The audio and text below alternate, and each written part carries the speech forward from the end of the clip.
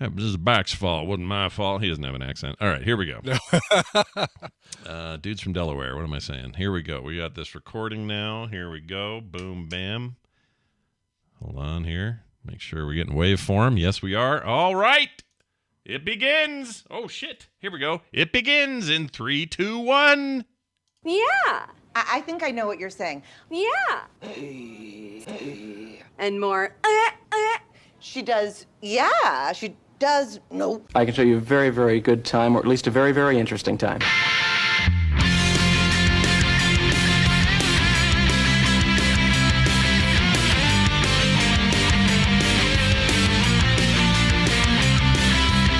The morning stream. Am I still here? Hello?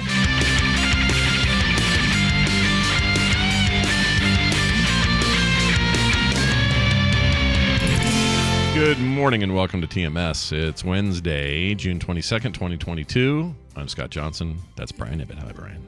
Hi, Scott. How are you? 22, Brian. It's pretty close to being a cool number. 22. Yep. I guess the 6 is just we'll have to live with it. It's fine. Just sits off to the side over there. You just put the 6 right over there, and then we've got 22. That's right. It's a good time to be alive. Welcome back, everybody, to the show. We're glad to be here. We don't often acknowledge them in a proper way, but thank you, chat room / Tadpool, for being here and being Chad, live. for being here as well. Yeah, you guys are great. Thanks, Chad. Hope you're still hanging there, buddy. Hanging, Chad. Anyway, hey, people commenting they like your shirt. This is a common shirt for Ryan. I swear this when one I'm... is, yeah, this is the shorts I'm wearing, which you can't see, are blue pinstripe shorts. Yeah. Oh, look at those, yeah. Sexy. And this is like the only Hawaiian shirt that goes with these shorts. There's only like 3 shirts I can wear with these shorts that don't clash, and this one is the... Well, you don't want to clash. My favorite, obviously, because it's a Hawaiian shirt. Yeah. Hey, that audio clip you played, by the way, was my favorite moment from this the season of Barry. The Vanessa Bayer. Oh yeah, she's amazing. That whole discussion, everything about them working with that stupid streaming company, yes, is ridiculous. It's so over the top great. And did I or did I not spy Elizabeth Perkins? Yes. Yeah. Is that all we get to see of her? Is that one shot where she's in there talking about little? Yeah, very little. Like, there's I think 2 or 3 meetings with Elizabeth Perkins. So amazing. Yeah, amazing. Yeah. I love her. She's like what Millie Bobby Brown could grow up to look like. Yeah, they're very similar facial. They're almost structure. Identical looking. Yeah. There's a few memes going around where they got like comparison shots of the two of them around the same age even. Okay. Oh yeah. So you're not even barking up a solo tree. It's real. The first to notice that. Okay. Yeah, it's pretty. It's the internet. I'm not the first to do anything. Yeah, I guarantee it. Everybody out there, have an original thought and then go search for it. And guess what? Exactly. Someone else has done it. Hey, I was the first to have a viral clip of falling off my bike. That's right, Scott. That's right. Before the leader of the Western world. That's right. Brian was first, like in a forum thread. You were first. Right, exactly. First to comment under YouTube video. Yes. First. Had a number of people try to contact me and say, "Hey, can you get Brian's original video and then mash these two up and make a video out of it?" And I haven't been able to find it. Your video. I know you have it still. I think. I'm sure. But yeah, if you weren't aware, President Biden took a biff, like a serious biff. One of the camera angles just looks like he tipped over, but if you look at the one where he's creeping up, you see his foot just doesn't get out of the clip in time. Yeah, like he thinks he's got it pulled out, and then he goes to put it down to put all his weight on it to hop off the bike, and it's still in the clip, and that's when shit just happens, like it's just right over. Yeah, there's just no stopping it at that point. I mean, it's easy to make fun of an old guy who limps around and looks like he's a little bit slow these days. But we've all been there. We all had our foot in the thing and fell. Even when Trump going slow down a ramp, I've gone slow down a ramp. He, by the way, he commented on it too. He says, "Oh, I hope Joe's okay. I can promise the American people that I will never ride a bike." And I think we can all look at him and say, "Yeah, we know." Yeah, we know you haven't ridden one. We know you're not on one. You can promise all you want, but we knew. Yeah, we knew. Well, anyway, Brian, I think you did it better is what I'm saying. It's a bottom line. Thank you. Thanks. Yeah. Yes, I certainly did it in a much more colorful flair with the jersey that I was wearing. Yeah. There's also something about a Ring camera catching something that's Yes. that's better. I don't know why. It's Way surveillance. better than like somebody's little handheld phone because yeah. It's got like a surveillance quality to it that's hard to duplicate. So well done. Okay, something I found I wanted to talk about on the show today.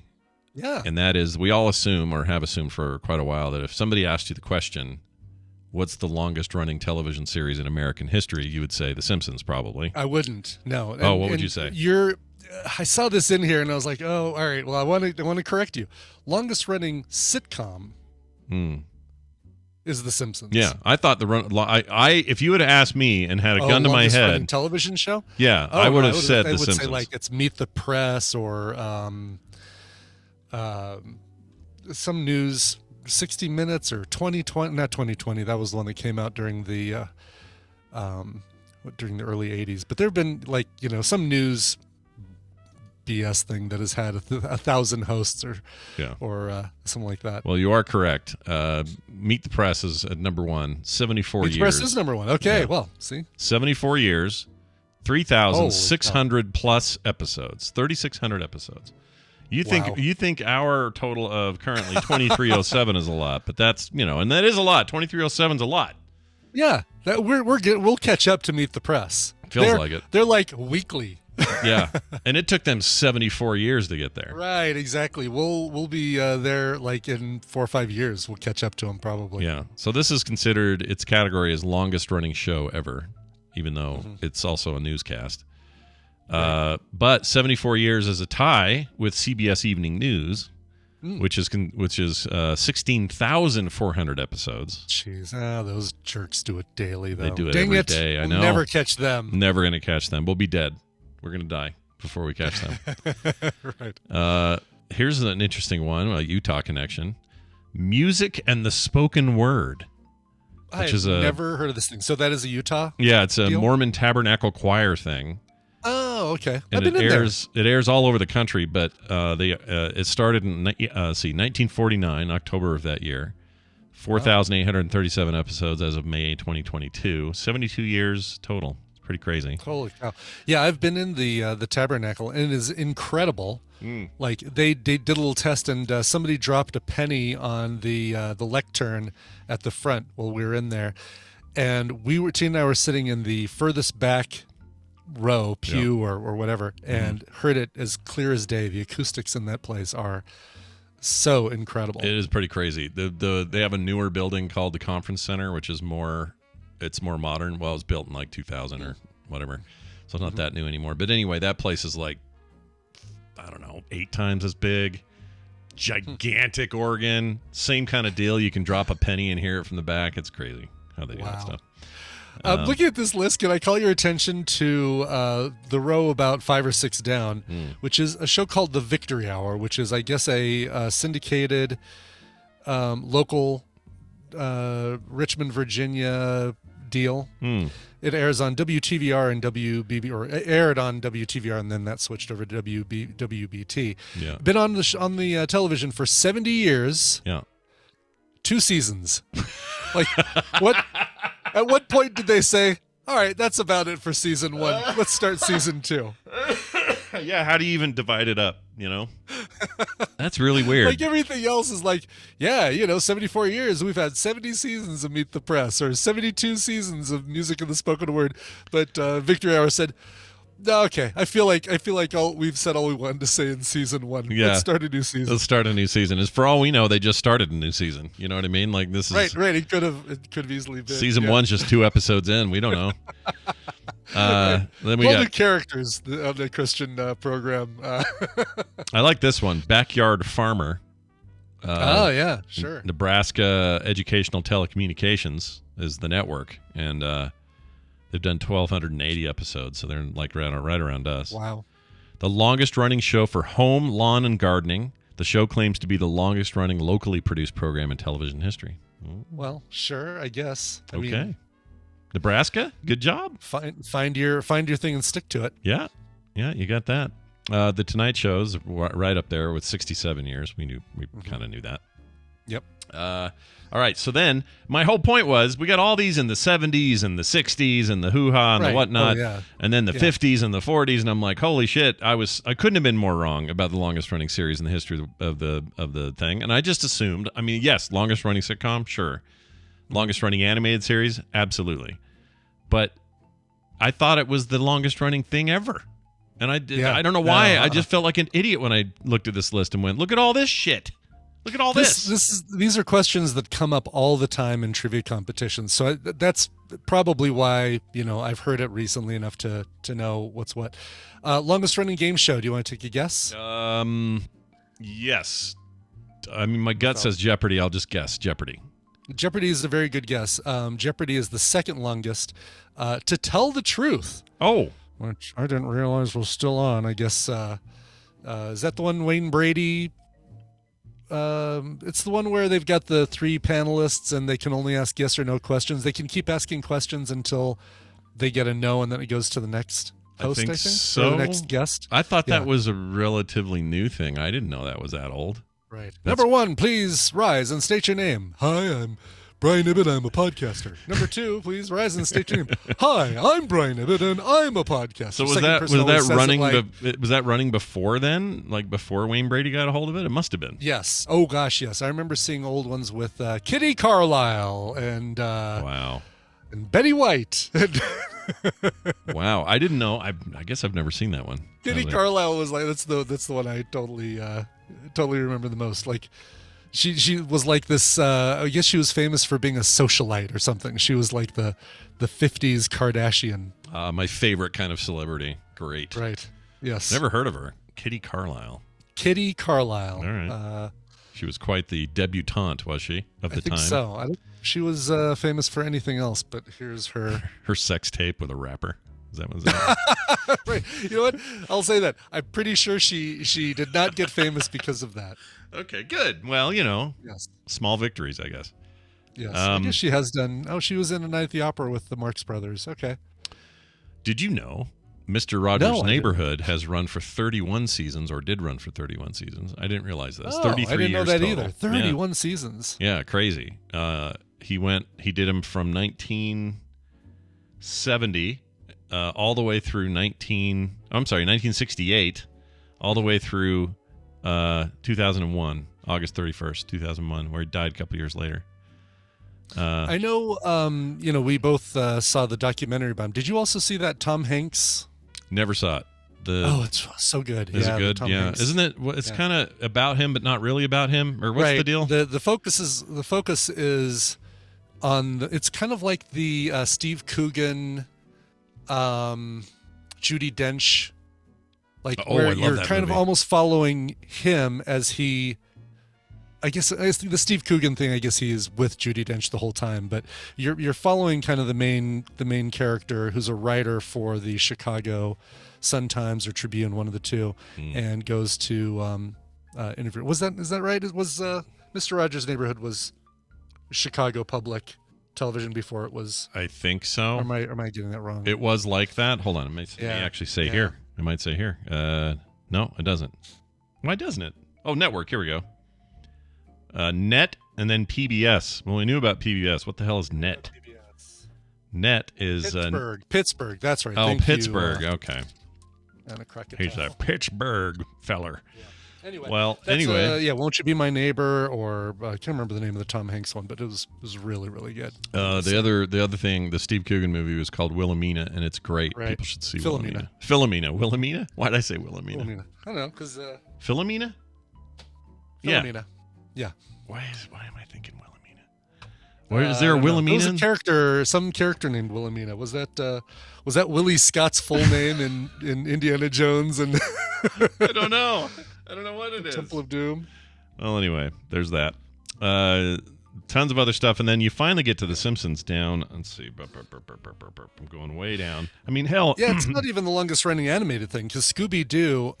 Can you count Scooby-Doo? Because they listed here as 52 years, 29 seasons of Scooby-Doo. But you're counting the original, Scooby-Doo, Where Are You? Yeah. But then also the new Scooby-Doo movies, the Scooby-Doo show, Scooby and Scrappy, the new Scooby and Scrappy show, the 13 Ghosts of Scooby-Doo. Yeah, I don't think you get to do that. Individual? I don't think you do. It's got to be one contiguous show. If you do spin-offs, redos, reformations, those count. I think those have to reset the clock. Don't you think? Yeah, I think so. Yeah, those are all bullcrap, I say. I did not know that The Real World has been on the air for 33 seasons. Oh, wow. That's a lot. Yeah. That's how old we just are. Finished the reunion show for the New Orleans cast. Oh, how was that? Really, if nothing else, that show, those MTV reunion real world things, just go to show you that being on a reality show can really F people up. Oh, yeah. Oh, yeah. Yeah. Turn them into kind of fame monsters. Did you? How's the Utah girl in there? She was. It was a big deal here. She was kind of the big train wreck. Julie. Yeah. Really? Yeah. She's a train wreck.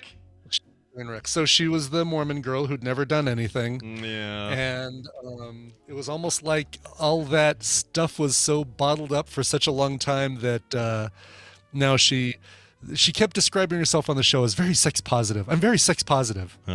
That's great.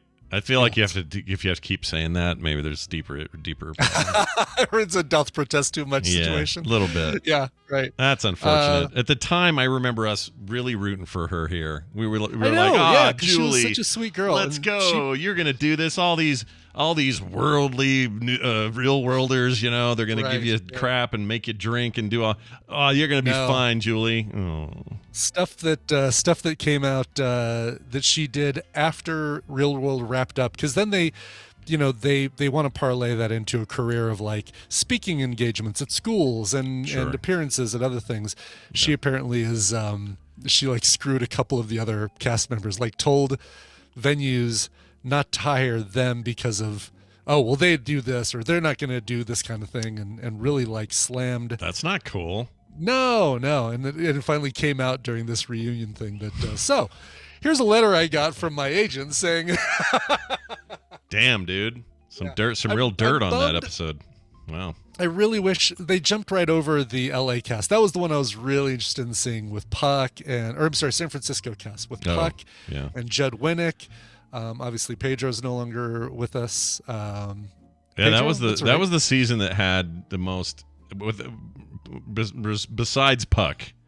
There was a normalcy to that season. There were a bunch of people trying to do, like, they had plans and hopes and careers, and they were excited. And Judd Winnick went on to do exactly what he went on to do. He made a bunch of comics and super talented comic artist. Yeah. Ended up marrying what's her name, the doctor. Right. Her name. Right from that same season. Yep. Amy or Jimmy or Laney. Yeah, Jimmy. I'm sure it was Jimmy. It was Jimmy. Yeah, Jimmy and Judd.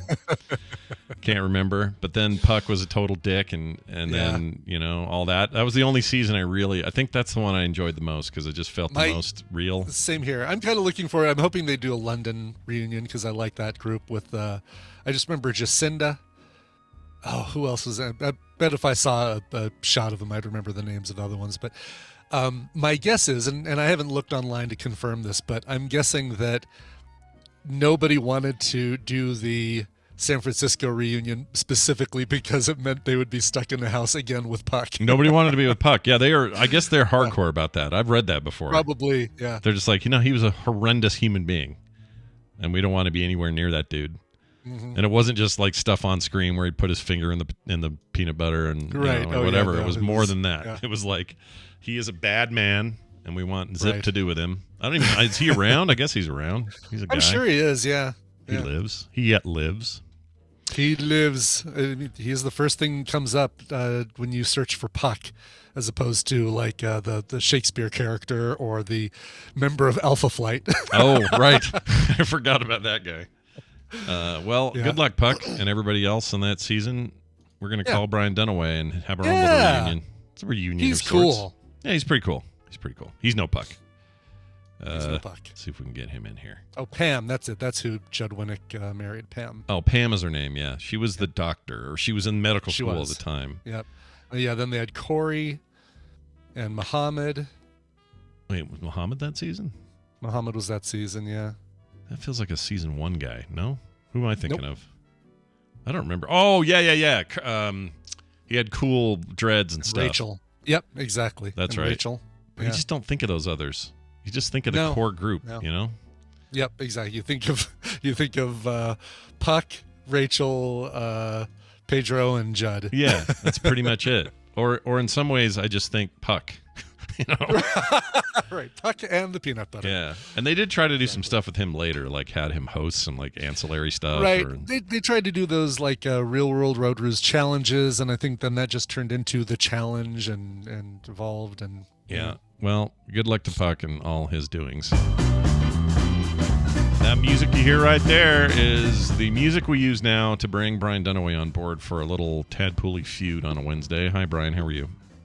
Oh, hi, Scott and Brian. Hi. Hello. How are you guys? I was just in the bathroom. Oh, were you in the shitter there? Okay. Were you? Oh, okay. All right. So it's Everything, taking so everything long. come out okay? Yeah. No, that's what was taking so long. And they was calling me. I had my headphones on and they're wireless, and I run to the bathroom. I was like, I got time. They're talking about the real world. They're just gonna keep yapping it up. Yeah. Well, most of that was to cover while we were dialing you and not having an answer. So. Oh, I know. I was right in the middle of doing my business. Yeah. And I was No, like, look. look, calling. If you don't go drop faster, you're in stream. If you don't drop the kids off at the pool, who's going to do it for you? Nobody is the answer. Right, nobody.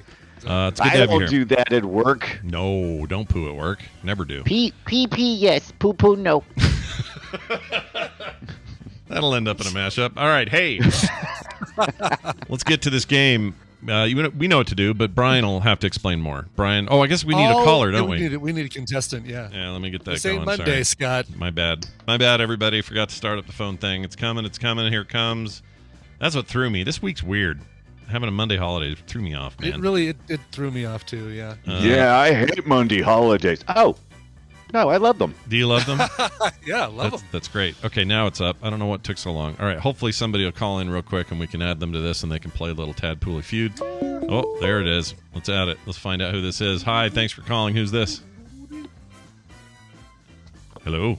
Hey guys, it's Stephanie. Oh, hello, Stephanie. How are you? Stephanie? Oh, Stephanie, perfect time for you to call in. We're going to talk about apps, and it's going to be great. We're looking forward to having you Can't here wait for to our talk apps. about apps and have you listen to us talk about apps. Yeah, it's going to be great. I know you're looking forward to that, right? You're stoked? It's an all apps edition of Tadpooley Feud. Yeah, that's right. Oh, my God. It's good to have you here. Brian, hey, why don't you explain to Stephanie here, and me and Brian for that matter, on how this thing works and what we're doing. You guys don't know? You don't know already? Okay. All right, it's time to play the Tadpooley Feud. I've surveyed the Tadpool on some nerdy topics.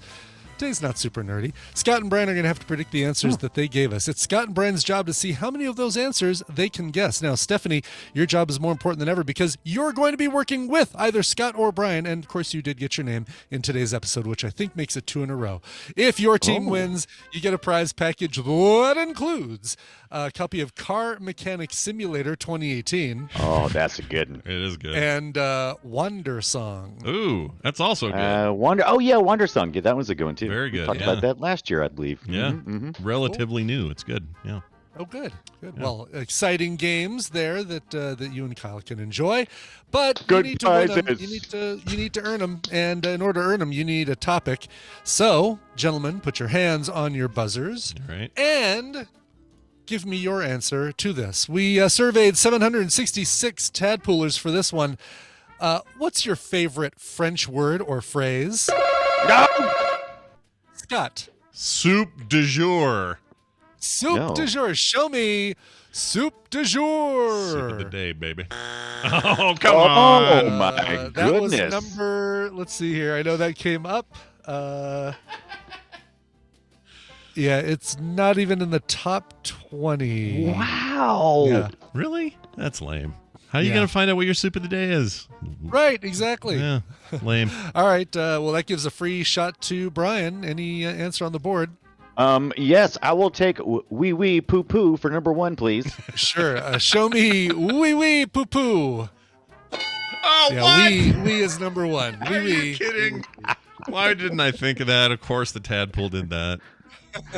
Oh, my Lord. Any form of wee poo poo, wee, any of that Yeah, stuff. yeah. So. Yeah. All right, so Brian, you and Stephanie have control of the board. I don't know how Stephanie? good Stephanie's French is, but she's Yeah, I was about We to got say. this. We got this, Dunaway. Are you a We big, got Stephanie, it. you big French fan? You like all the French things? You going to be able to? No. No? Okay. No, but this beats trying to figure out Indiana Jones quotes. That's a good point. Yeah. Oh, yeah. That's a good point. That's a good. That's a The good real one. the real trick here is to figure out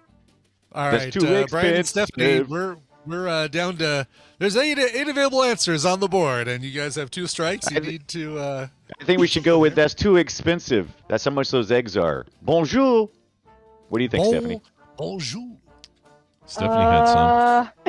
Yeah, give me yours, Stephanie. Give me yours. What do you got? It seems obvious, but I'm like super worried. I don't know if people would go with that. I don't know. Maybe I don't know. I'm so confused. I was gonna Do you go. want me to do it, Can Stephanie? I go with one of mine? Yeah. I have a strong Absolutely. feeling about this one because it was in a song, and maybe people would use it because it's in a song. So Do it. But it's a big one. Are you ready Okay. for it? Yeah. Do you want me to say it, or should we Give just it. go with yours? No, 'Cause say said it. You go already? for it. Say it. I want to hear it. No, say yours because our third strike. It doesn't matter what Scott gets. This is it? If we don't get it, it doesn't matter if Scott. Yeah, You know, if you're I gonna guess. win, if you guys strike and then I strike, which is very likely, Right. you've just won. Right. So you're good. Yeah, but if That's true. let's just That's go with true. yours. Let's just go with yours because you said it already, and I don't want Scott That's to right. take And it. that way, if I can take the full brunt of the. It's my fault. Yeah, you No. should That's good. just No, do you it. should. Just do it. Bonjour. take it for the team. Take it for the team. Yeah, Just do like just like the beauty said in the Beast. yeah. Bonjour. Bonjour. All right, show me Bonjour. Nope, thank no God. 7. That probably sealed your deal. Thank God. Bonjour. All right. Bonjour. Okay, Steph. Now you can use Yeah, yours. if Scott would have taken that one, he would have won. So Yeah, he could have won. Yeah, you're right. Good Yeah. play. Yeah. so Good phew, point. good call. Yeah. Okay, the one I was gonna say is oh gosh, here we go. Vous que vous couchez avec moi. Voulez-vous What? avec moi? Isn't that So you're one? going with the you're going with the musicals. That's that song, right? Yeah, that one. Yeah, yeah. No sweat. Moulin Rouge. That's right. Okay, you're going with the Lady Marmalade by. Yeah, that one. Yeah, that's Yes. the song. Yeah. Sure. All right. A little bit of clarification here. When you see this, show me "Voulez-vous coucher avec moi ce soir?" Nice. There you go. Okay. Yes. There's clarification. Yeah, because it was. I think Stephanie said "vous." Oh. Oh yeah, no, I said it wrong the Play. first time, and I was hoping nobody caught it. That's why I repeated it. 'Cause I was nervous. No, that counts. That totally counts. You're good. Yes. All right, you two. All You're right. running away with Ooh, it. You What guys else are, you got? 15 points. Okay, There's, I have five another one. answers still on the board. All right. Give me another, Steffi. Okay, so this one just kind of popped up in my head. I am a huge Doctor Who fan, and I know my favorite Doctor says "Allons-y." Allons-y. Okay. So I think MLZ stands our for tadpole monkey. is full There's a of bunch of fellow- Who heads fellow in there. geeks, I'm So agreeing. that might be a safe one. Yeah, we got a lot of who Yeah. heads. Lots of who heads. Bunch of Who heads. Who heads? Yeah. Who heads? All right. Is that what you're going with? Allons-y. Allons-y. Let's do it. All right. Here we go. Show me Allons-y. No. Surprisingly, I thought that would be higher too. 28 on the list for Wow. Allons-y. Oh, they let us down. They did. They did. All right. Well, there's 6 answers on the board, Scott. You need at least 2 of them to win. To Okay. take those prizes, to yank those prizes out of Stephanie's hands. Oh. Now, Fever. here is okay. I want everyone to hear me very clearly before I say this. There's a short French phrase that I remember from high school. So we're talking like 1986, 87, somewhere in there. And we thought it was hilarious. Today I would never say this and try to be funny about it, but it's all I can think about. It's the only one in my head, so I'm going to say it because I remember somebody saying, "How do you say late in French?" Oh, okay. And All we right. said, Okay. "I don't know, how do you say it?" And they came back with the answer. And again, I want everyone to understand, this is an old thing. We were kids, I was an idiot, all right? So that's just, as long as all of that's clear, the answer was, I believe, pronounced en retard. Okay? Okay. Yeah. Now, I yes, don't yes. know Wait. how common that's going to be or whatever. It probably is going to be wrong. It's just all I have left. It's all I have left. Sure. Yes. All right. Show me what Scott just said. Show me what Scott just said. That's the best thing I've heard. Oh man, Yeah, Reading that, show me what Scott said. I gotta look it up, make sure it that's still is- real. yeah, see if it's real. I'm not even seeing anybody saying that one. I think. Yeah. Yeah, here it is. You're late. Every- 2SN retard. Rendezvous. Probably, I'm and late that's for my another one appointment. probably where you don't pronounce the last consonants, right? So en retard. Yeah, probably. Yeah, I'm zero chance I'm saying En it correctly. retard. Yeah. I don't know. All the right. French I know is contained within Beauty and the Beast songs. Yeah, Hold sure. on, madame. That's something. Yeah. Well, congratulations, Stephanie, you won. Let's go down the rest of these wonderful items here. Number 3, omelette du fromage, which is Of a course. couple comedy references. Dexter's Egg. Laboratory. It's Yes. omelet with cheese, but also Steve Martin had it in his That's right. bit. I don't Yes, remember I know a that. little French. Omelette That's cool. de fromage. Listen, everyone loves to know how to swear in foreign languages. So number 4, merde. Oh, which is, merde! Really? is Crap. shit. Merde. Shit. I didn't know that. Yeah, I did know that and I forgot. Number idea. 6, sacre bleu. Oh man. Oh. Oh, that we should have got that Sacre Blue. Yeah. Number 8. Sacred If you're, Blue? if you're, if you're Croissant. hungry, croissant. Yes. Wow. That's Listen, not it's in really every a Burger phrase. King. They've got those croissants. That's not really a phrase as much as it's a statement. It's an right? I item. don't What's know. your favorite French word or phrase is the question. It's a It does noun. say Okay. word. Oh, Yeah. Yeah. you're right. It's a noun. Word. Yep.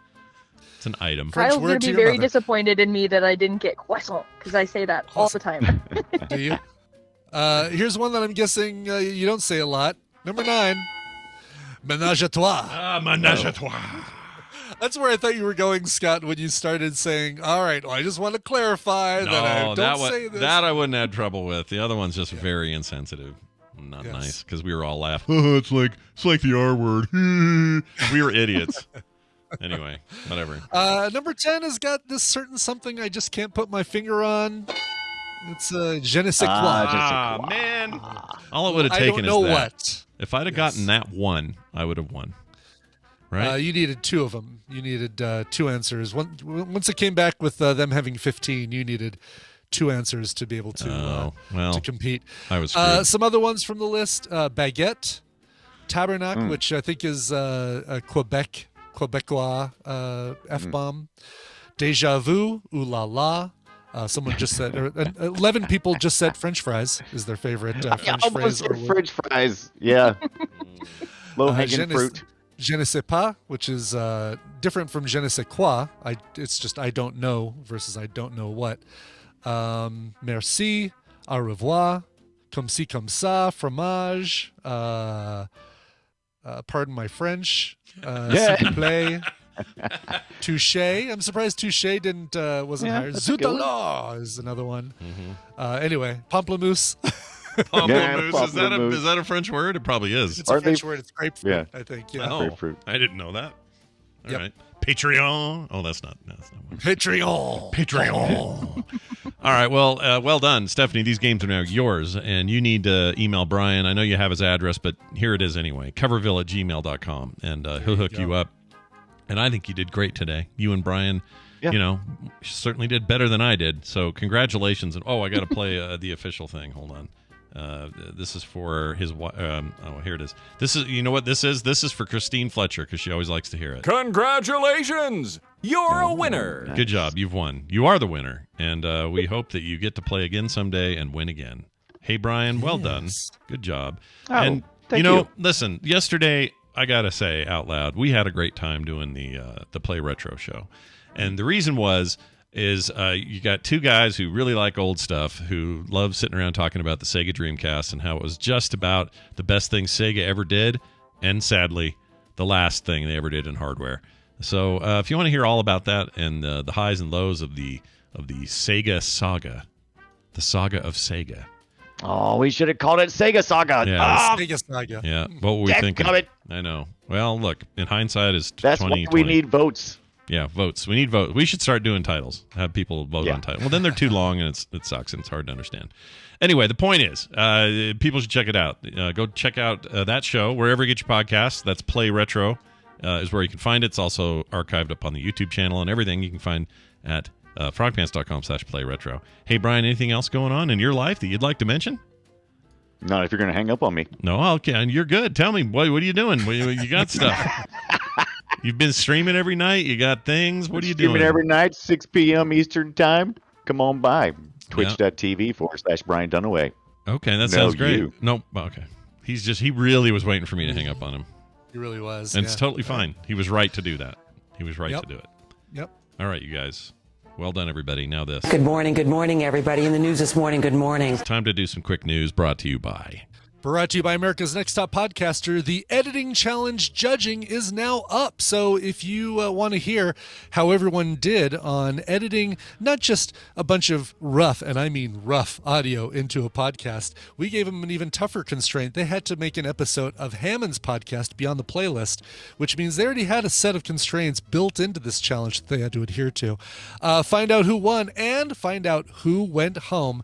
It's right. It's up there now. Anywhere you get your podcast, America's Next Top Podcaster, or visit americasnexttopodcaster.com. Nice. So we got a problem. A woman. Oh, no. Yeah, a woman.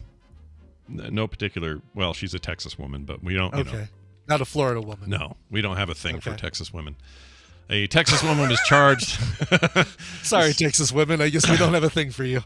Sounds weird. She was charged with a felony after spitting on a corpse in a casket at a funeral home.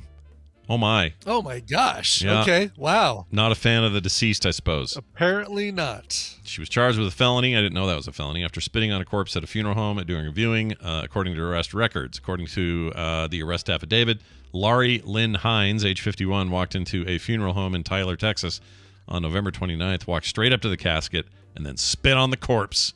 Oh, jeez. Patooey, wow. She says. Wow. Great big patooey on the dead. A witness on the scene said Hines had animosity toward the family of the person in the casket. Really, you don't say.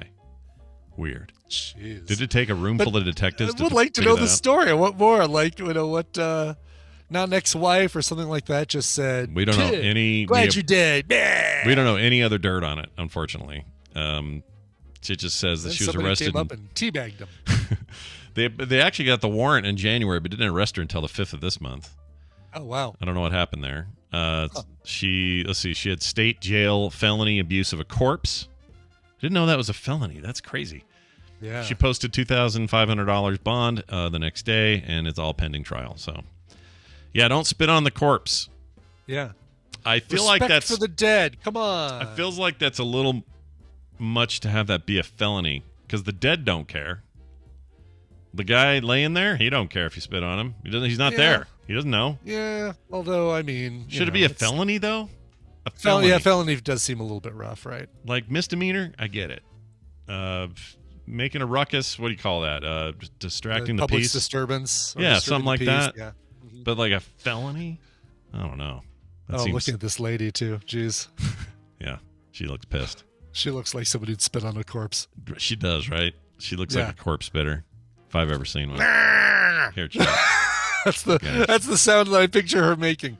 Yeah. I spit on your corpse. All right. Elon Musk in the news. Okay. Not really. His daughter's in the news. She's disowning him. Oh. Yeah. Geez. And has filed to ditch his name. Elon Musk is a very divisive public figure, says this article on yahoo.com.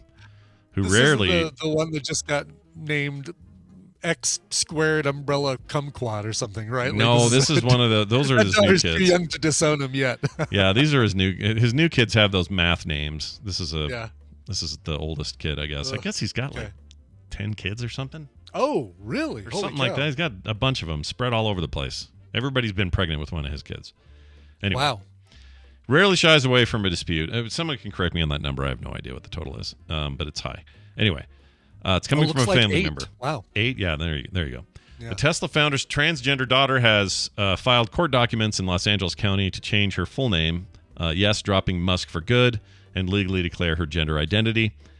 These aren't your ordinary court papers, according to TMZ, who obtained the documents. signaled a rift between father and daughter. I'm not going to mention the name because the old name, because I was informed that there's a term for that called dead naming. Dead name, yeah. And they don't and people don't like it, so I'm not going to do it, even though I didn't know that before today. The filing states that Wilson, who turned 18 in April, has a very clear reason for the name change, writing gender identity and the fact that I no longer live with or wish to be related to my biological father in any way, shape, or form. So there it is in black and white. It says there's some sort of dispute going on between them. So whatever. There you go. Wow. Family dispute with Elon Musk. Yeah, so the newest one is the XAE AA-XII. Yeah, there you go. But then he's also got another daughter named Nevada, or maybe son, Nevada Alexander, Griffin Musk, Exa Dark, Side Rail, Damian Musk, Kai Musk. I'm sorry, Side Rail? Exa Dark Side Rail. Okay, Exadite SARS Side Rail will also be in court one day. Yes. Demanding to change their name. This is another one with Grimes. Grimes against humanity. Here we go. Means the absence of, I guess Exa comes from the exaflops supercomputing term. Okay. And the dark is the absence of photons, I guess. Wow, this is... I feel like none of this is going to be great on all their psyches. No, exactly. I mean, they might all have tons of money, and maybe that's enough for some people, but I feel like having a good father relationship's more important than money, personally. Yeah. Oh, sidereal. Is that, or sidereal? Sidereal? Still bad. Nice tomato. Thank you. Sidereal. No, it's still bad. Still bad. Yeah. Way better than side rail. She's going to get called side rail. Yeah. Yeah. Hi, Extra Dark. I have a coffee. I have an extra hot latte for... Side rail? Side rail? Is there a side rail here? I yell side rail. Nobody come. I hang up. Yeah. All right. I have a cappuccino here for the 11th item in the periodic table of the elements. Yeah, it's a weird thing to do that to your kids. I don't know why you do it. It is. I mean, it's this weird assumption that they're never going to be anything but a little baby who doesn't care. Like, I don't know. It's weird. Yeah, who else did the weird ones? Was it Bruce Willis? And just ask Apple Paltrow or yeah, whoever all these Hollywood, man, Hollywood and rich people. Right, what are you doing? Right. Just name him Jacob. I mean, worked for Zappa and his kids. They embraced it. They grew up in a weird family, so it just kind of it was fine to be Moon Unit and Dweezil and. Well, and all word on the road there was that he was a super cool dad and was really good to his kids. Yeah. So that probably helps. But I'm guessing helps. here's what Elon Musk does, as best I can tell. Okay, nothing to do with his business acumen or his smarts or his billions or any of that. Don't care about any of that for a minute.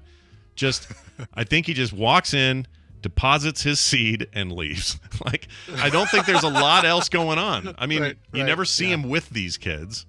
Right. He's not. I can't judge because I'm not there, but it doesn't feel like he's involved. So the difference there is, if you're going to name your kid Moon, but then also be a good dad and hang out with them, they'll probably embrace their name. Exactly. Yes. Freaking Moon Unit. What was Zowie Bowie? Oh, Zowie Bowie. Yeah, and he changed his name to. What did he change his name to? Director, right? It's the. Yeah, Deacon Jones. No, not Deacon. Deacon. Is it not Deacon? Is it Duncan Jones. Duncan Jones. Duncan Jones. He changed his name to Duncan. Yeah. And I would have too. That's Zowie or whatever. That's a bad name. Yeah. Yeah. And he loved his dad. But even in that case, you're not going to get taken seriously in a directing career, maybe, if your name is Zowie. Right. Zowie Bowie. When we named my daughter Taylor at 3:00 in the morning, we spelled it like the guy who does your suits. With an I? Uh-huh. Yeah. And then realized our mistake. It's just because we were tired. We weren't thinking. Sure. And we realized our mistake, and we go running down to the lady. We're like, oh, we screwed up. We screwed up. And they charged us for that. They made us repay for that. Really? Yeah. Was that the $50? It was about $50 then. Yeah. I don't know what it is now. But it pissed me off. Because we were just, drunk with baby. We weren't thinking exactly. straight. Newfound power. Yeah. I have created life. We had successfully created life that day. I didn't know what we were doing. And then when we named Carter, I mean, every parent tries to get a little creative. We named Carter after a female lawyer on some episode of The Outer Limits, I think it was. And we just thought, oh, that's such a cool name, first name for a girl. Let's do it. I don't know. I could have screwed that up. What if the next big serial killer was named Carter or something? You know, you don't know. Right. Yeah, exactly. You know, Adolf was probably a really popular name in the 30s and early 40s. Yeah. But in 1994, when Taylor was born, they made us jump through some hoops and pay some money. And it sucked. Yeah. She's in the chat room. I think she's joking that, you initially spelled it Cartor. Kator. Cartor. Yeah, I like that. More like a He-Man villain. Right, exactly. It's pretty good. All right. Well, that's it for the news today. Tomorrow we'll do more, but now we take a break, and Tom Merritt prepares to come on the show right after this break and hang out with us. We'll also get some recommendals today. I think Nicole is absolutely here today. As far as I know, we have not heard to the contrary, so that'll be fun. And Randy will be joining us as well, each of us with a recommendal of our own, so good fun right around the corner. Before we do any of that, though, song from Brian Ibbett. Okay, all right. Well, let's go to Nashville for this one. For a band called Band of Silver. This is a three-piece made up of Avery Silvernagel and her younger brothers Alex and Evan. She's on vocals, and these guys are backing her up on drums and guitar, or drums and keyboards. The band is called Band of Silver. This is a brand new this is their previous single. They have a brand new single that we don't have yet that comes out Friday called Maybe Next Time. Comes out Friday, but while you're waiting for that one, here's another one that came out this year called Chasing a Stranger. Here's Band of Silver. As far as these boys are concerned, well, hamburgers and hot dogs are their idea of a really good meal. All right, great. And who do you think should be the next Spider-Man?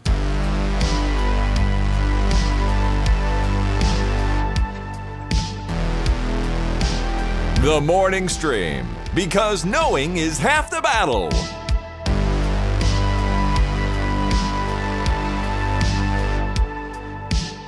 All right, we're back, everybody. Hey, Brian, remind me who that was. Yeah, that was the Band of Silver from an EP they just released this earlier this year called Chasing a Stranger. That's the title track of the EP. But get ready for a brand new single getting released on Friday called Maybe Next Time. Very nice. They seem busy. They got stuff to do, things to cranking out the music and good music. I'll say that for sure. Yeah, nothing wrong with that.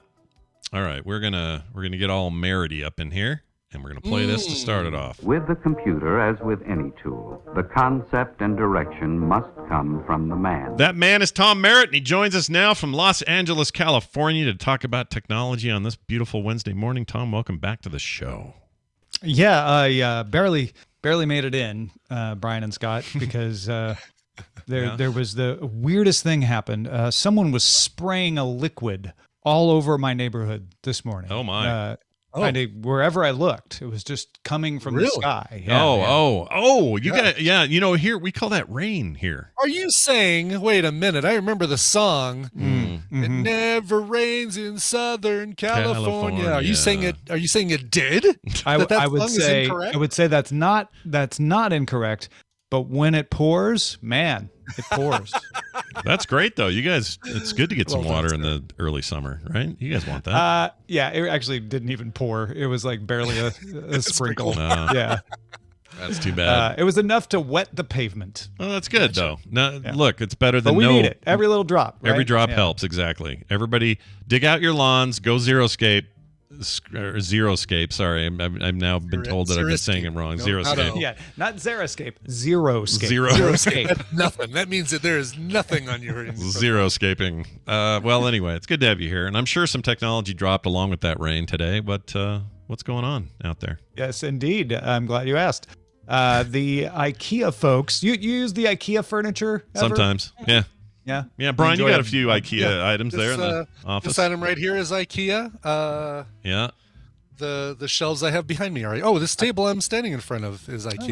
I have a raising and lowering desk next to me that I don't use for much except putting crap on. That's also from IKEA. IKEA's going to use that as a pull quote. Yeah, why not? Yes. Put it on the box. I have Billy the bookcase right behind me. Sure. I want to tell you about their new app called Creative, launching soon in the U.S. for iPhone and available on their website.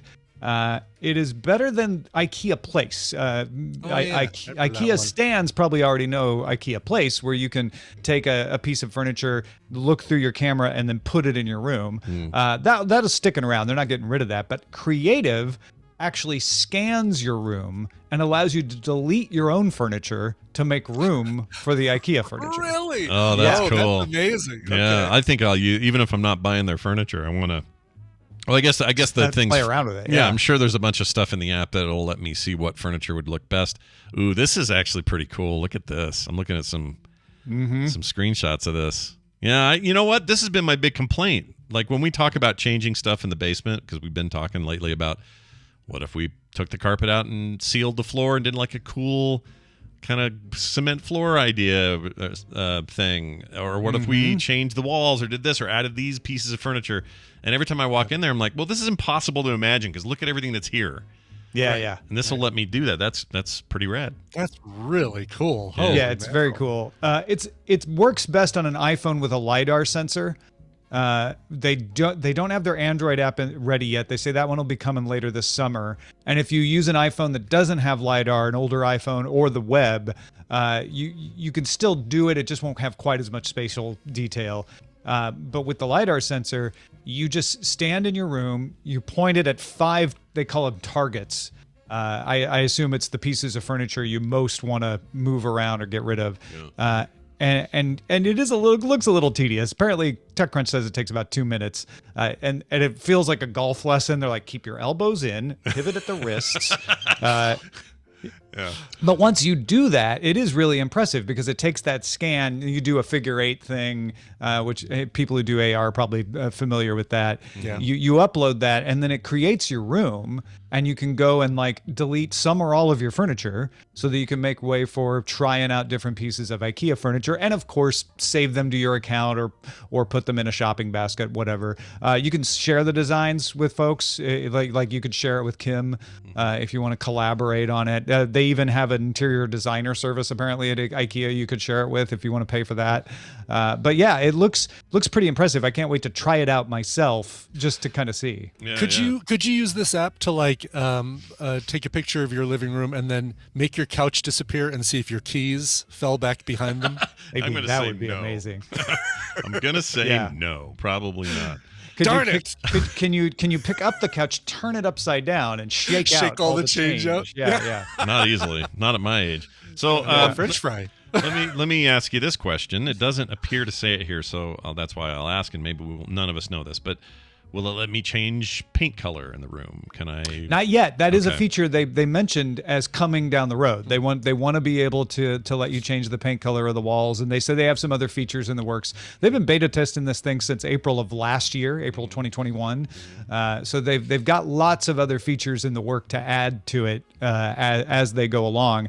It's only available in the U.S. at launch, but it will be coming to other countries in September. So yeah, probably by the end of the year, you'll be able to get it on Android. You'll be able to get it in lots of countries, and maybe they'll have added the paint color feature and some others. That'd be awesome. It's called. Oh, go ahead, Brian. I was gonna say I'm excited about there's other things that they're working on, like a collaboration with Swedish House Mafia on a really cool looking turntable. It's like really? I love black Swedish House turntable. Mafia. I love that freaking group. They're great. No, I didn't know that. That's cool. There's also something in here about them introducing a home. Let's see, IKEA to launch a new smart home hub and app. Yep.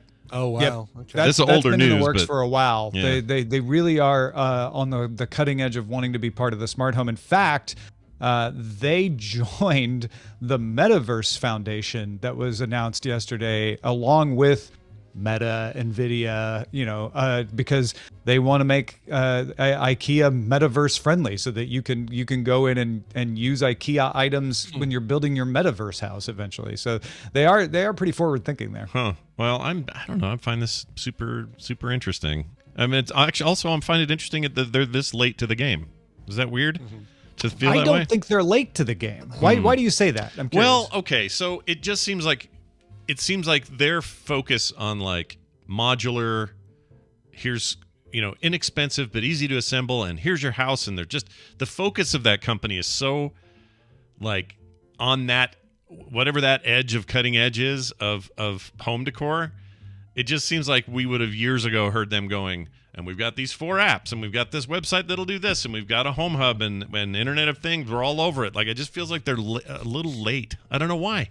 I think because you haven't heard of what they've done, because they have had lots of apps like IKEA Places. IKEA Places has been around for years. This is them taking advantage of that, being on time, if not early, to the game, because no one else is doing this. Yeah. Everybody else, Amazon, Wayfair, they all have the same thing as IKEA Place, where you can take a piece of furniture and put it in the room. IKEA is upping the game and saying, all right, what if you can actually delete the furniture in your room? Nobody else is doing that.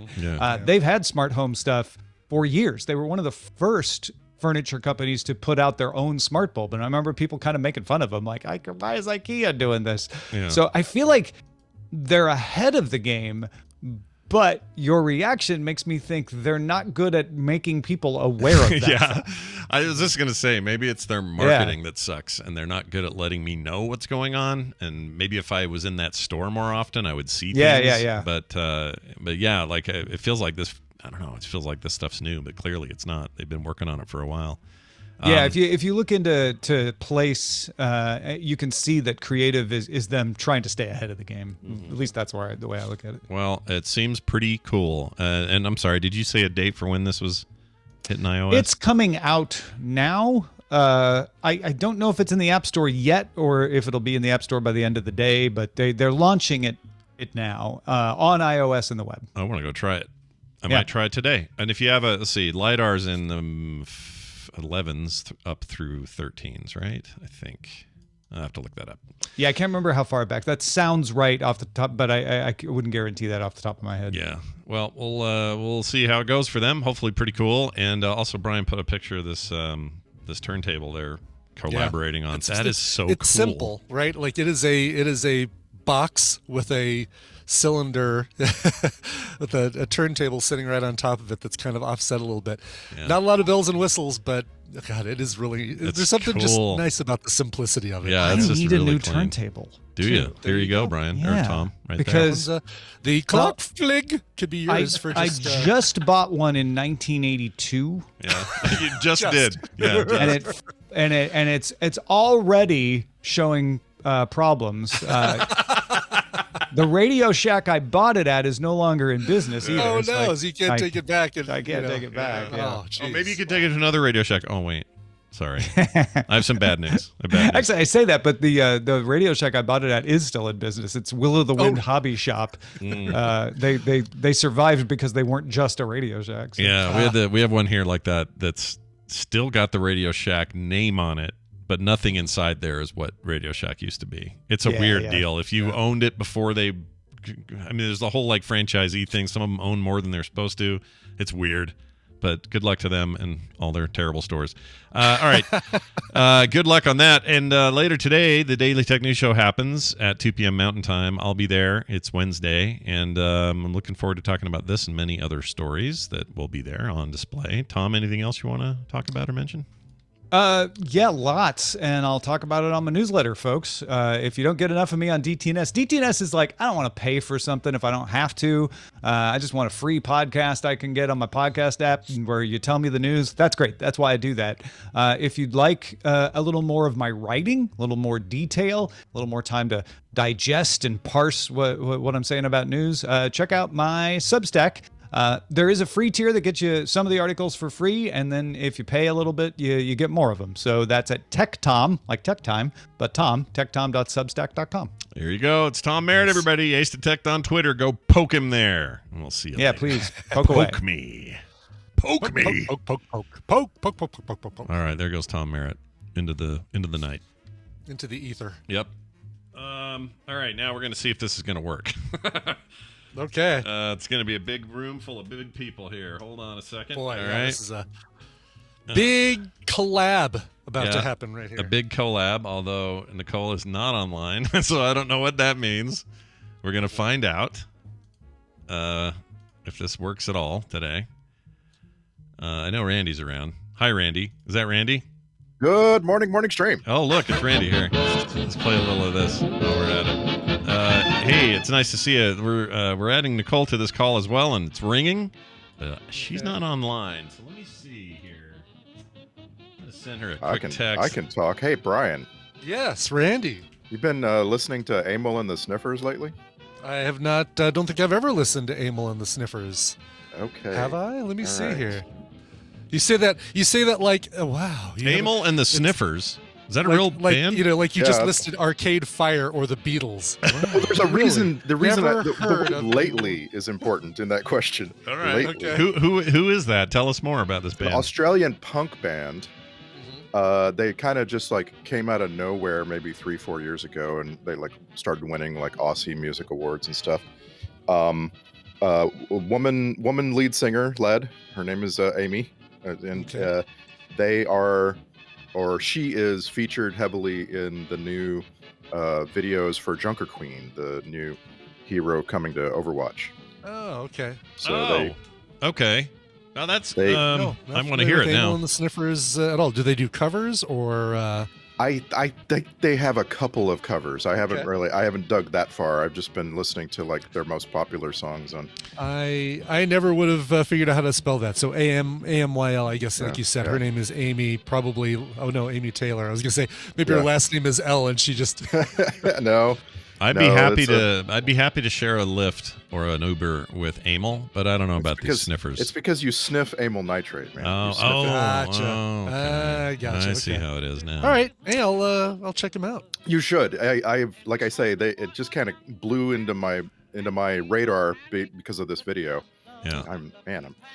I've had too much coffee, guys. It's That's all right. Hey, That's all right. uh, Coffee is good. Never yes. not have it. All right. So word back from Nicole. She is at the doctor with Mateo, but apparently it's no. just like a checkup, and she forgot. So Okay. so it's all good. They're still settling to their Missouri life change, and we'll get her next week. No big deal. Cool. Missouri Would is Missouri. this be funny if, like, every week we promise Nicole and she never shows up? Like, it becomes a bit. Well, like, so far it's a 3-week bit, so we'll right. see. So far, it's a 3-week bit. yeah, we'll see if we can keep this going. Brian, let's Our apologies to. what's What's the one that kept getting? But was guitars for Fleetwood Mac, Lindsey Buckingham. Our Oh. apologies for Lindsey Buckingham. No time to talk Yeah. to Lindsey Buckingham. No like time Jimmy, for Buckingham. Jimmy Kimmel has been bumping Matt Damon for Yeah. like 20 years. Yeah. Right, well, that became a great joke, and I hope they keep doing it forever. Yes. All right. Hey, let's get to Brian's recommendal, a streaming service recommendal that you submitted here. Is anything to set up before I Yes. hit play? This is a movie, and you'll be able to tell from the clip how fun and lighthearted and breezy it is. All right, here we go. Some lighthearted breeziness. You behold your brother's gaze in amazement. I knew well you would. Pity you never paid a bastard's eyes heed before. Now, behold how swiftly your brother swings his sword. Strike, brother, strike. But know that bearing a stolen ring makes no half-breed a king. Soaked in my blood, 'twill soon be sliding off your arm like a serpent. Your kingdom will not last.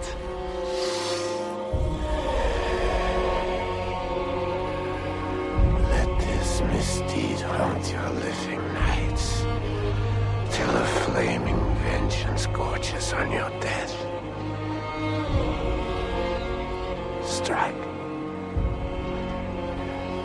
Strike! Oh, strike. Jeez. Holy, Yeah. holy vocal fry. I was just spending the entire time like, who is doing this vocal fry? Who is this man? That's Ethan Hawke doing the wow. vocal fry. The second half of that clip is Ethan Hawke. He plays King Arvindil.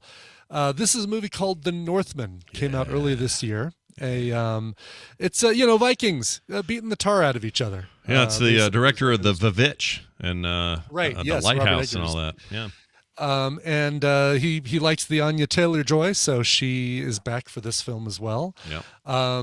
This is this is a really stylized film. If you're, it's not presented 100% like you would get a normal Hollywood film. Very frequently, the actors will look at you, the viewer, direct eye line right to the camera, as opposed to looking slightly offside as they're talking to somebody. So that adds a lot of discomfort and kind of a not off-putting, but kind of, puts you on a little bit on edge. It's also got Alexander Skarsgård as your main guy. One of the Skarsgård brothers. That's right. He's Prince Amleth at the very beginning of the film, so it's not a spoiler. It's even in the trailers. And you heard it right there. King Arvindil is getting killed by his bastard brother, who's wanting to take over his kingdom.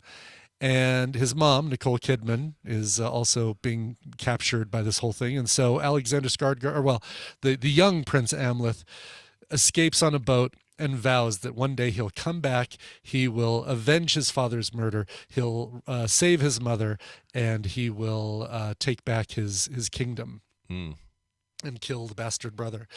That's all I'm going to tell you, because the rest of the ride is beautiful. Like the filming in this, the music is incredible. Randy, I thought a lot about you when I was listening to the score of this thing. It's just absolutely amazing. It is a beautifully shot, heavy, incredibly well acted movie, and just so well done. Well, that dude makes nothing but visually striking, arresting films. That's what he does. And I love his other work, so I'm very excited about this. This wasn't even on my radar. I just looked it up. The music was composed by two people who this is their first credit on IMDb. Both of them. Oh, wow, really? That's cool. Yeah, there it is. Robin Carolyn and Sebastian Gainsborough.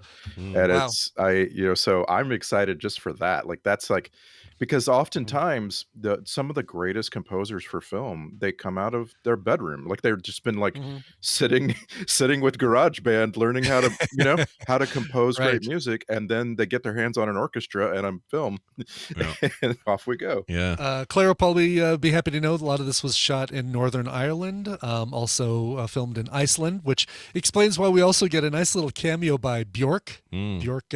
She one of those weird shaman type. She is. Yeah, she's a seer, and I love those. It's amazing when you see her character come on screen. You're like, oh my god, that's Bjork, and what a perfect casting job for Bjork. Yeah. You also get Willem Dafoe, an incredible. He's kind of the I don't know what the Viking equivalent of the Jester is. He's kind of a Viking himself. Yeah. He is. Yeah. Well, he is. Bit of a Viking. In real life, you mean? Yes. Yeah, he is a little bit of a Viking. He's he's also he was in The Lighthouse. It feels like this is one of those directors who likes to pull people around with him. Cast based on previous experience. It reminds me of like Alex Garland and every actor.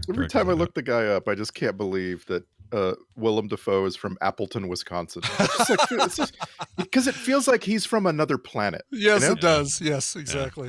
Yeah. He's something that he's striking. There's nothing that guy can do where I don't take notice. It's always Willem Dafoe or not. There was watching this, I couldn't help but think of The Lighthouse. There's a lot of similarity in style, even though that's completely black and white. This is color, but it's a very, very stark because it's icy, the icy, north. Yeah. That director loves that. He loves that motif. He does.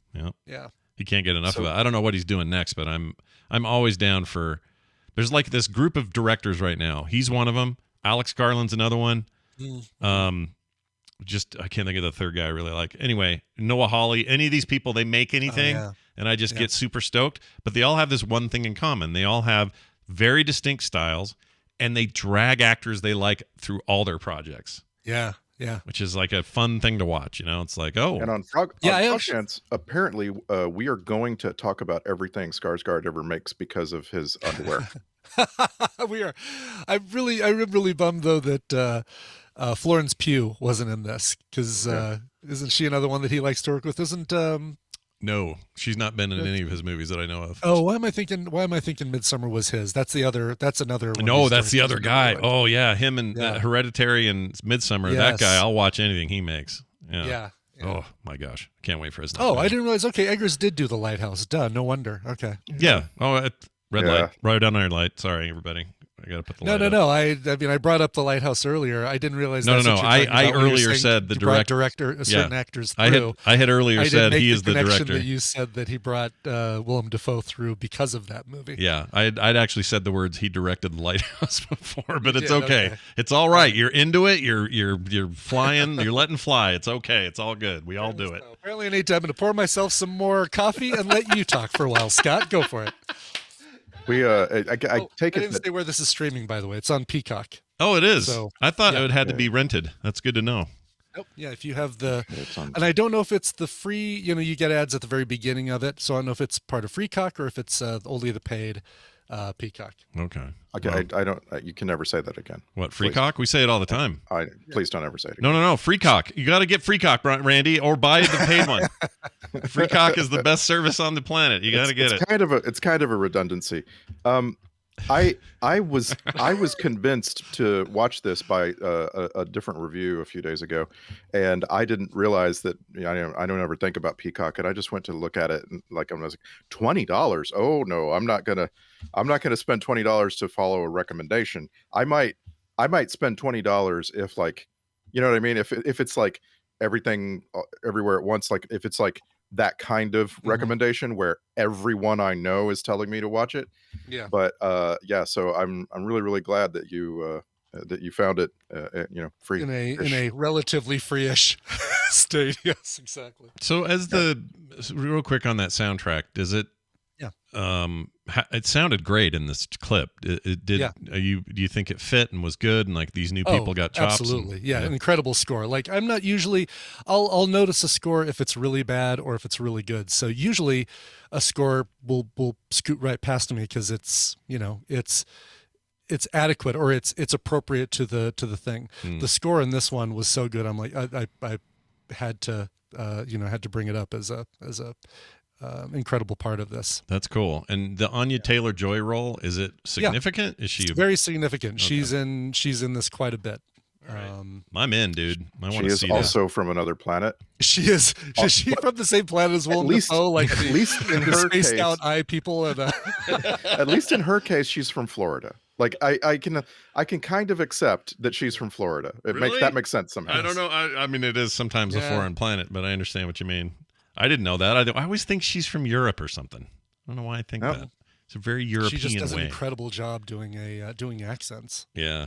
Well, and she's and I don't know if you specifically suggested The Witch along through this, but people need to go watch that movie. I still haven't watched The Vavitch. Yeah, you should see The Vavitch. The Vavitch is amazing. I hear that's by the same director. Yeah, same director. Turns out. I'm just saying. You do need to watch it. Yeah, fantastic film. The Witch is really good. It's very unsettling and scary, and a cut above your typical like that kind of horror movie. Yeah, I think partly because that's one I have to watch without Tina, so it's going to be a solo watch, which usually means late at night. Oh, it's the worst time. Yeah. Like, would you? It makes me think of two other movies, right? It makes me think of Blair Witch for some reason, and The Village. The Village, not even. Close. Nothing like this movie. It's just like the way it looks. You know what I mean? The way it looks. Yeah.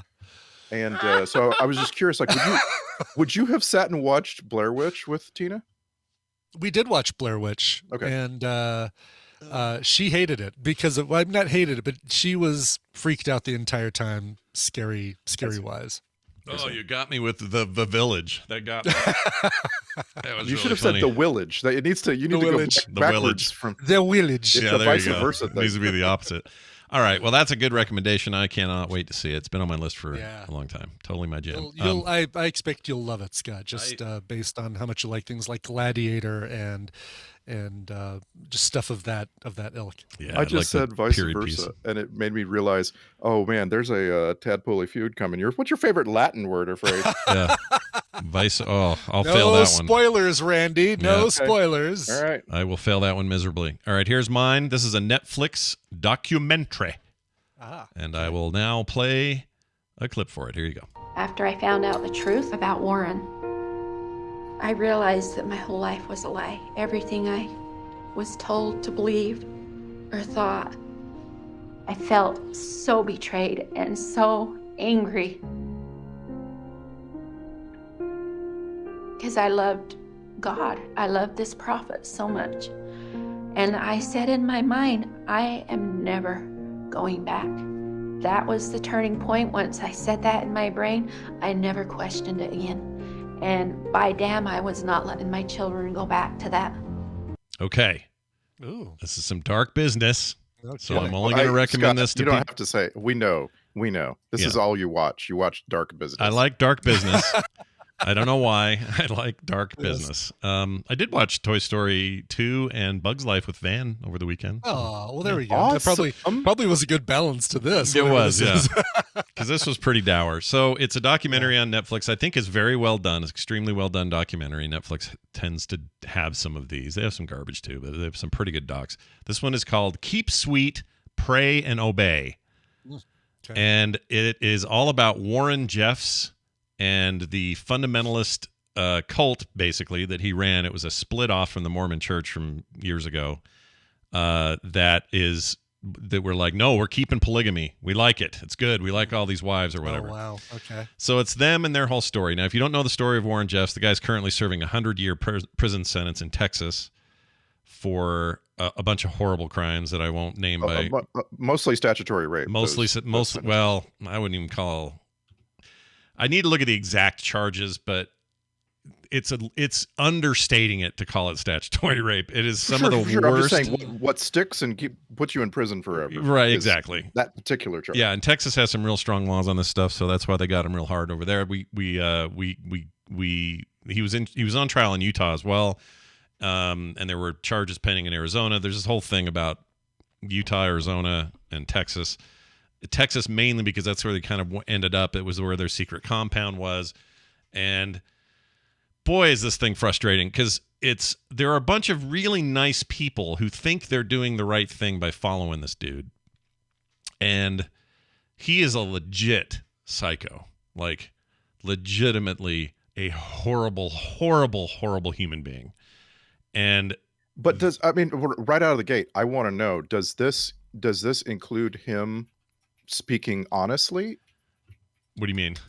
Remember the what was the MLM doc where the leaders of the clothing people, LuLaRich, yeah, that was they sit and speak honestly and it's like, whoa, documentaries are different now. Like we're not having to make a case, we're just letting them talk. Like, do we get like Warren Jeffs speaking? Oh yeah, we get a bunch of stuff, although most of it is like some prison footage where he has a bunch of these followers come to talk to him through the glass, an episode of Breaking Bad or something where he's on the other side in his jumpsuit and he's like acting like he's talking to God right then and going, write this down. The Lord is telling me to dooba dooba dab dibba doo, and he tells them all these things they're supposed to do. And so there's a bunch of that. There's times where he's just speaking. There's the audio that got him, that really put him in prison, which was so I don't even want to describe this part, but basically they have audio of him doing the most heinous thing I've ever heard in my life. And they all thought it was just perfectly fine. And it was perfectly evil. And it's terrible. Now, you're hearing me say this and nobody's going, wow, Scott, you're really selling this thing. Sounds like a real good time. I think these kinds of documentaries are important. When there's like massive, horrendous abuse of any kind, I think shining a light on it matters. And I think it makes a difference, or it can make a difference. And in this particular case, understanding the motivations of people around him, but him in particular, and then hearing the stories of those who survived it, who got out, who have taken their lives back. I think that stuff's valuable. I think it's really important. And it is mostly from the perspective of everybody from direct victims to just those who were there and didn't want to be there, to what it's like to truly understand oppression, and why sometimes it's hard to escape it when everyone on the outside says it's easy. I'll just leave. No big deal. Get out. It's not that easy. And so this gets into the psychology of why it's not that easy. So I guess it sounds like you're saying this is both entertaining. I'm really putting a lot of weight on that word. Like, it's not the right word, but this is both entertaining. Like, you watched it because you felt like it was time well spent, but you also feel like it's important. You want a lot of people to see this kind of thing. Yes. Because it could lead to those who are adjacent to ongoing crimes and issues. 100%. It could lead to them doing something. Yeah, I feel this way about a lot of these kinds of documentaries. You may, if you're looking at the history of my recommendals, I watch these frequently. And the Lula Rich thing is not that different, although its form of victimization is different. Like it's mostly financial and corporate and that sort of thing. But in a similar way, this sort of stuff just feels important, so that we live in a society now where we can document in ways we've never been able to before, and so being able to expose truth in that way, I think, is really important. And some people would argue, well, one man's truth is another man's lie, blah blah blah. I get it, whatever. I don't want to get in that complicated argument. I just think this particular documentary and those like it are really valuable to people who might still be in those situations, or at the very least for people just to understand what the hell happened. Like, we all heard about it in the news. Warren Jeffs, leader of the thing, now in prison for burr. But do we really know what the hell was going on? I remember, and some of you might say, do we need to know? I don't know if you morning- need to know, but you may want to know. Anyway, I remember the morning that it broke. Like, I was watching like Good Morning America, and they were live on the scene, walking people in long sleeve dresses in West Texas out of a compound out in the desert. And they were coming to like the local county courthouse and stuff. Oh man. And I remember like thinking, oh great, they got him. Like, I don't know who the is, but they got him. See, now this is interesting. If you watch this, they cover that event of when they went and did that, and the shots you're thinking of with all these people in the dresses and stuff. What that turned out to be was Child Protective Services were going to go out there and get the kids out pending the investigation, because they were hearing about abuse and they wanted to, keep these kids safe. That was kind of their directive. So they went out there to do it, and they thought they were going to walk away with like 10 kids. There were 300 something children there, because you're talking about men with 32 wives and 28 kids, and the plural marriage means tons of kids. That's like the result of a plural marriage. And so they were overwhelmed. Like, the Texas Department of Child Services didn't know what to do. They're like, what are we even supposed to do here? So they ended up having to return the kids, because there was nothing else. You couldn't place them anywhere.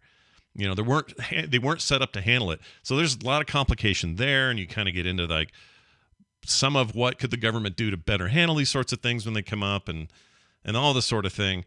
But at the end of the day, it's really a portrait of power and abuse, and I just think it's important. So check it out.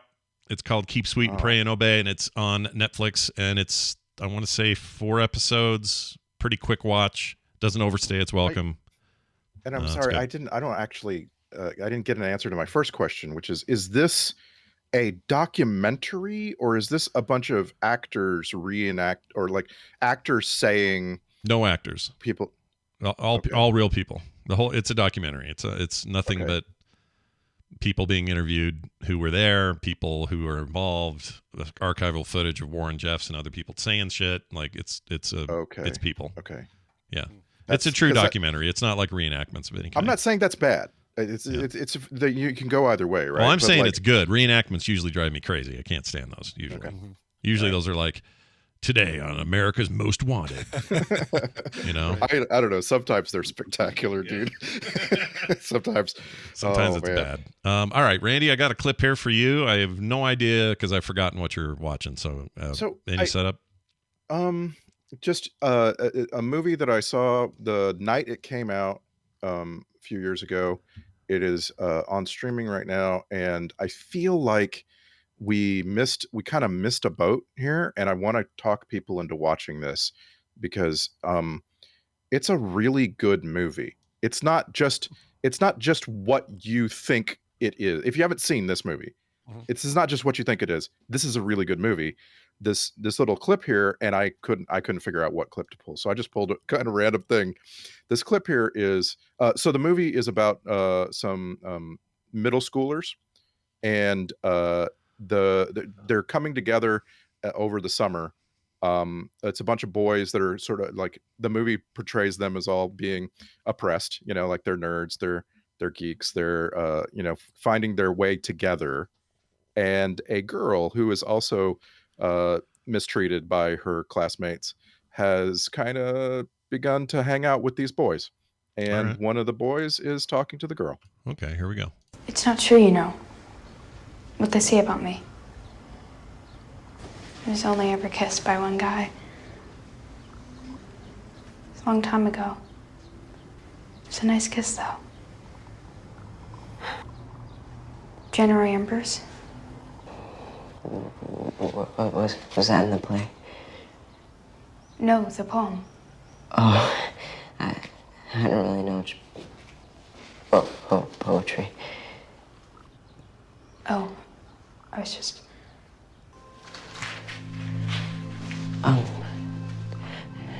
Just so you know, I never believed any of the rumors. And none of us losers do. We like hanging with you. Thanks. You shouldn't think us too much. Hanging out with us makes you a loser too. I can take that. Oh, it seems lovely. What is it? A whole bunch of boys and exactly one girl. Yep, exactly. That is exactly right.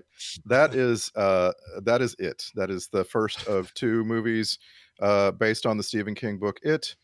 Directed by I don't Andy remember Muschietti. that. How come I don't remember that scene?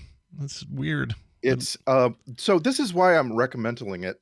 Going back and watching it a second time, like my memory of seeing it when it came out was, oh, this is a good movie. This is good, like a good rendition of the book, or specifically the first half of the book. And I really, I really enjoyed it. But I remember thinking all about the villain, the supernatural aspects, and so forth. And for some reason, I just completely missed. This is a coming of age movie about a bunch of kids, and really, the scary clown is sort of a subplot, right? And like I had it backwards, and I'm just like so glad that I rewatched it. It's on HBO right now. So is part 2. Do you know, are both? That's what I was going to ask you. Yeah, Okay, not only is it and It Part 2 on HBO, Stephen King's It, which is like the 20-year-old thing, that's also on HBO. Limited TV series, right? Yeah, don't make your mistake and watch that crap.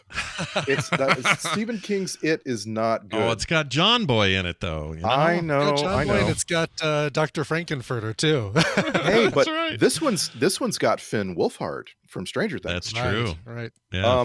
That was actually Sophia Lillis talking to Jaden Martell. She hasn't really hit it big just yet. Although I guess if you're the only girl in the world in a movie as big as It, you've hit it big. Jaden Martell was in Knives Out after this, and he is what was that, Defending Jacob, I think? Yep, he was Jacob Barber in Defending Jacob. Yeah. And he is currently working on the newest remake of The Lost Boys, so that's interesting. Oh, yeah. Really? I didn't know they were doing that. Anyway, the thing is, Scott, you haven't seen this movie, right? You haven't seen It? I have not. No, I have seen it. I saw it in theaters, but I don't remember that scene.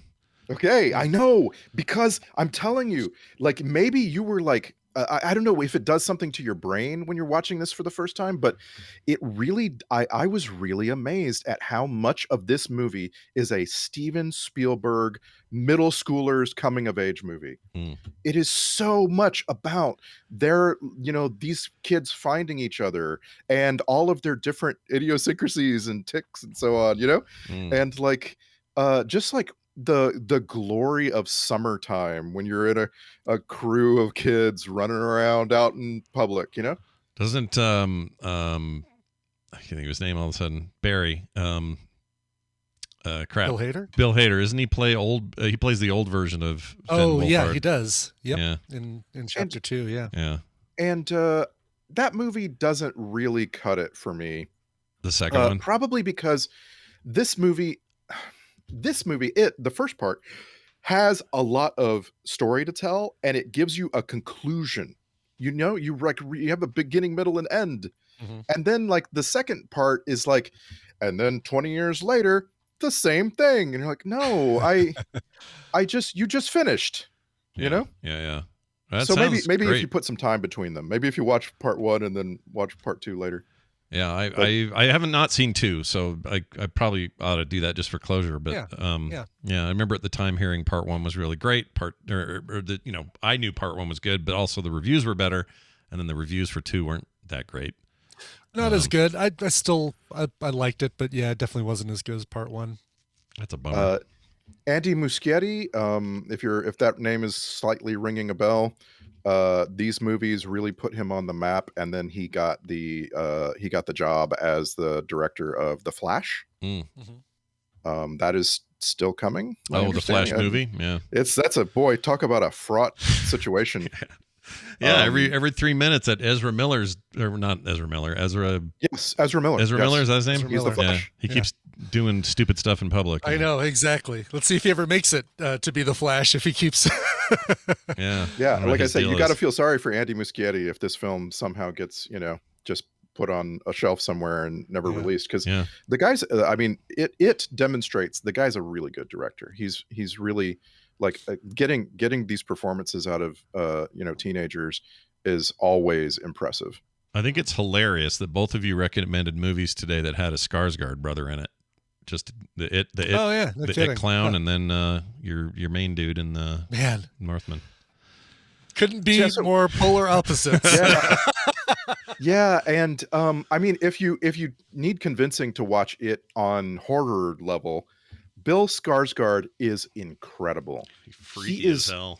Yeah, he is otherworldly.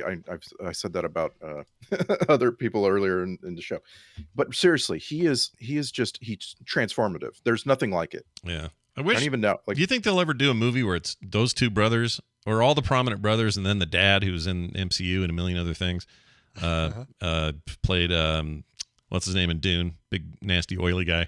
Anyway. I can't think of his name. Harkonnen. They should have all those guys in one movie.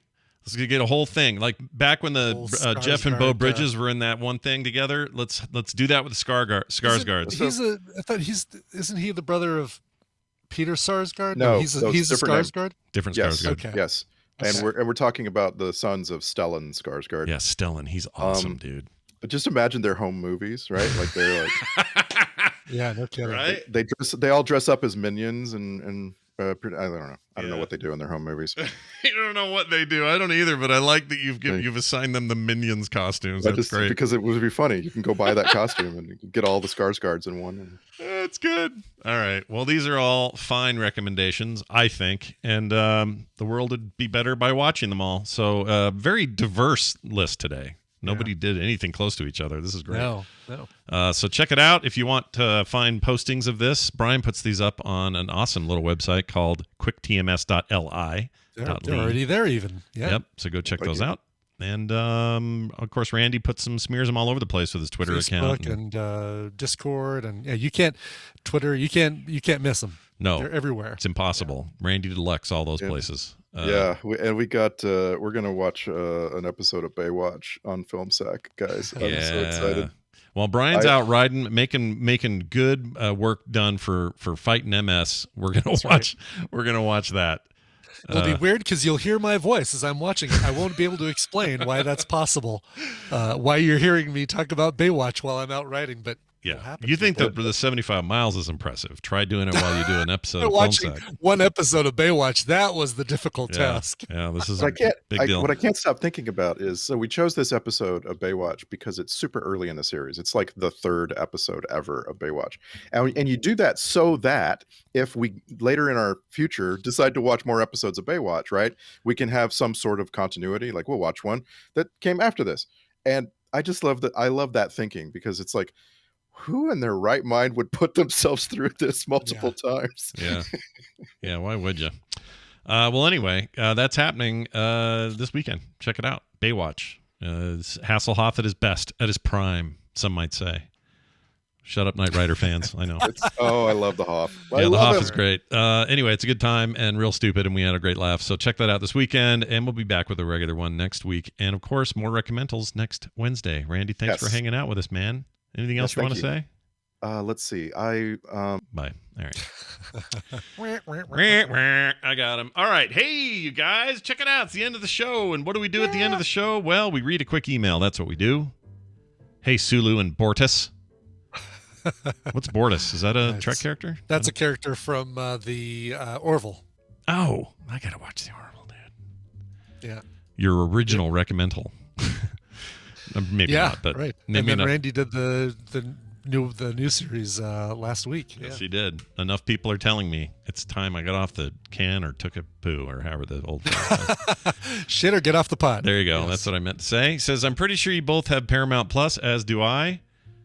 Something we have recently discovered is that they have fantastic documentaries. Check them out. Tony from Buffalo. Well, Tony, he also wants a list. Let's test the ship's phasers. Hold on. I can do that real quick. Let's test the ship's phasers. There you go, Tony.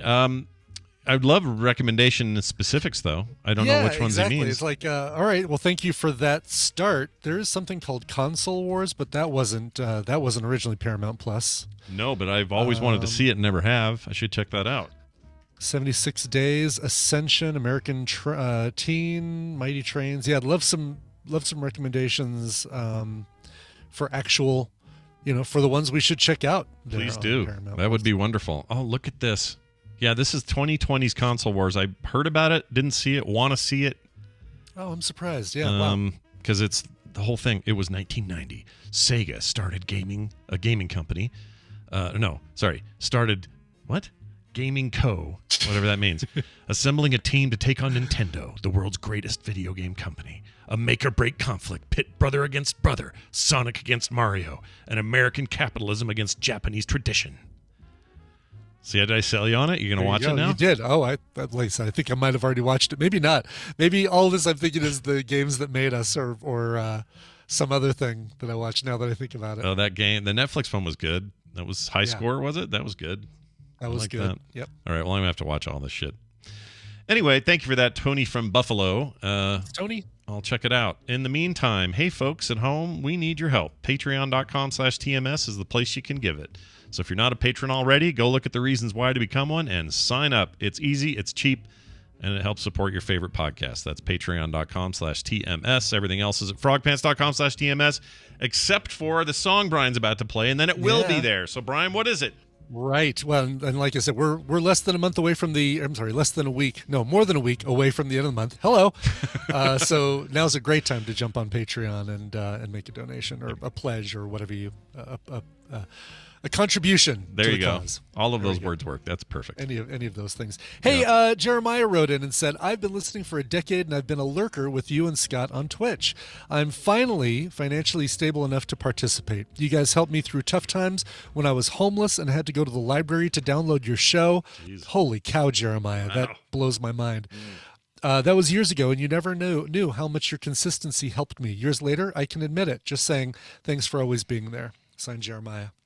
Well, I'm glad you're in a better place, man. That's awesome. So glad. Holy cow. And he says, I respectfully request any song from Veruca Salt's album American Thighs because they're unsung heroes from the 90s and more people need to hear them. I have a soft spot for Earthcrosser, blah, blah, blah.